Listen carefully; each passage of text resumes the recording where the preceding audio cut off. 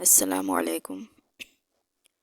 ان گنت چیزیں جو آج مارکیٹ میں غرقد ٹری کے نام سے پروموٹ کی جا رہی ہیں اور عوام میں اس درخت کو بچانے کی مہم چلائی گئی ہے، یہاں تک کہ ان چیزوں کی فروخت کی کمائی سے حاصل ہونے والی رقم کو غرقد کی کاشت کے لیے استعمال کیا جا رہا ہے۔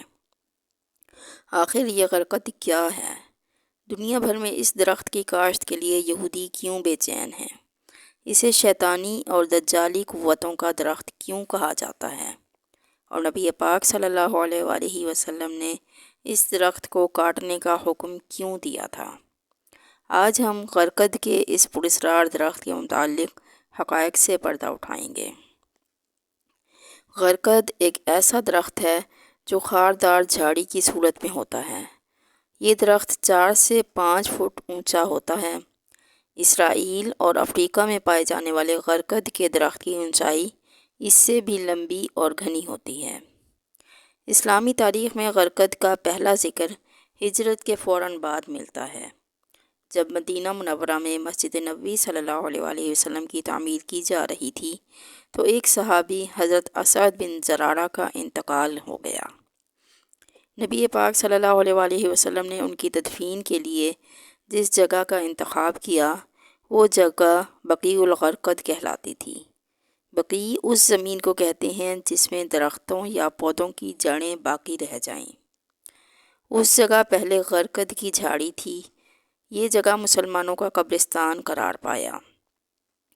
بعد میں نبی پاک صلی اللہ علیہ وآلہ وسلم کی صاحبزادی حضرت رقیہ رضی اللہ عنہا، حضرت فاطمہ رضی اللہ عنہا اور صاحبزادے حضرت ابراہیم علیہ السلام اور کئی صحابہ کرام رضی اللہ عنہم اس جگہ سپرد خاک کیے گئے۔ جب مسلمانوں نے قلعہ خیبر فتح کیا، یہودیوں نے خیبر میں بھی یہ درخت لگا رکھا تھا۔ نبی پاک صلی اللہ علیہ وآلہ وسلم نے فتح خیبر کے بعد ان درختوں کو کاٹ دینے کا حکم دیا تھا۔ حضرت عمر رضی اللہ عنہ کے دور خلافت میں یہودیوں کو عرب سے نکال کر عراق اور شام میں بسا دیا گیا اور خیبر کی زمینوں کے بدلے انہیں دوسرے مقامات پر زمینیں دے دی گئیں۔ حضرت عمر رضی اللہ عنہ کے دور خلافت کے آخری زمانے تک اس درخت کا عرب سے مکمل صفایا ہو چکا تھا، لیکن پھر بعد میں آنے والے خلیفہ اور بادشاہوں نے یہودیوں کو ان مقامات پر غرقد کی کاشت کرنے کی اجازت دے دی جہاں وہ آباد تھے۔ اب سوال یہ ہے کہ نبی پاک صلی اللہ علیہ وآلہ وسلم نے غرقد کو کاٹنے کا حکم کیوں دیا تھا، جبکہ قرآن و حدیث میں تو شجرکاری کو صدقہ جاریہ قرار دیا گیا ہے۔ صحیح بخاری کی روایت کے مطابق رسول پاک صلی اللہ علیہ وآلہ وسلم نے فرمایا، جو مسلمان درخت لگائے یا کھیتی باڑی کرے اور اس میں سے پرندے، انسان اور جانور کھا لیں تو وہ اس کے لیے صدقہ ہے۔ اس کے علاوہ جنگ کے دوران نبی پاک صلی اللہ علیہ وآلہ وسلم نے سپاہیوں کو یہ تاکید کی تھی کہ راستے میں کسی بھی پیڑ یا کھیت کھلیان کو نہ کاٹا جائے اور نہ نقصان پہنچایا جائے۔ دراصل یہ درخت یہودیوں کا پاسبان ہے اور قیامت میں اس درخت کا ایک اہم رول ہوگا۔ حضرت ابو ہریرہ رضی اللہ عنہ سے روایت ہے کہ رسول پاک صلی اللہ علیہ وآلہ وسلم نے فرمایا کہ قیامت تب تک قائم نہ ہوگی جب تک کہ مسلمان یہودیوں سے جنگ نہ کر لیں۔ مسلمان انہیں قتل کریں گے، یہاں تک کہ یہودی پتھر یا درخت کے پیچھے چھپیں گے تو وہ بول پڑے گا کہ اے مسلمان، اے عبداللہ، یہ یہودی میرے پیچھے ہے، آؤ اور اسے قتل کر دو، سوائے شجر غرقد کے، کیونکہ وہ یہودیوں کے درختوں میں سے ایک ہے۔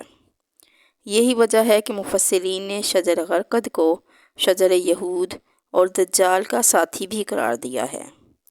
اس درخت کو عیسائی کتابوں، خاص کر انجیل میں شیطانی قوتوں کا درخت بھی کہا جاتا ہے۔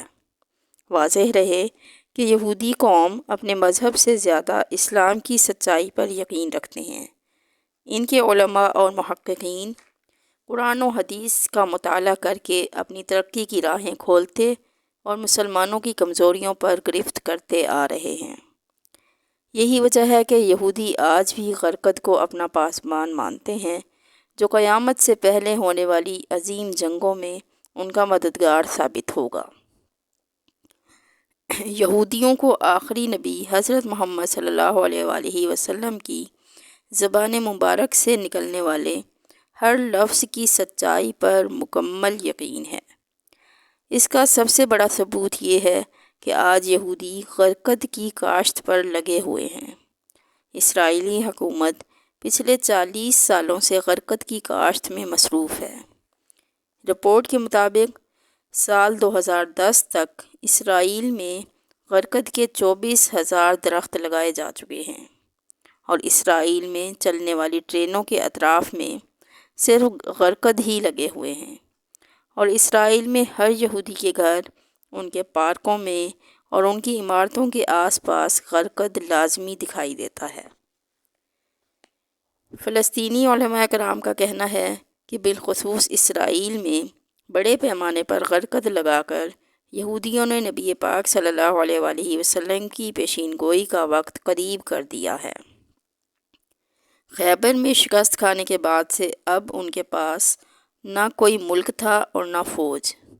پھر 20ویں صدی میں انہوں نے پہلی بار فلسطین پر قبضہ کر کے اسرائیل کی بنیاد رکھی، لہٰذا اب وہ اپنے رہائشی علاقے میں اس درخت کو خوب کاشت کر رہے ہیں۔ چونکہ دجال کا خاتمہ بھی بیت المقدس میں ہونا ہے اور یروشلم شہر قرب قیامت میں جنگوں کا مرکز ہوگا، اس لیے یہودیوں کو اس درخت کی شدید ضرورت انہی علاقوں میں ہے۔ آج مارکیٹ میں غرقد کو مزید مشہور کرنے کے لیے غرقد کے درخت والی تصویر کی ٹی شرٹس، ٹوپیاں، پرفیوم، ہینڈ بیگز اور دیگر چیزیں فروخت کی جا رہی ہیں۔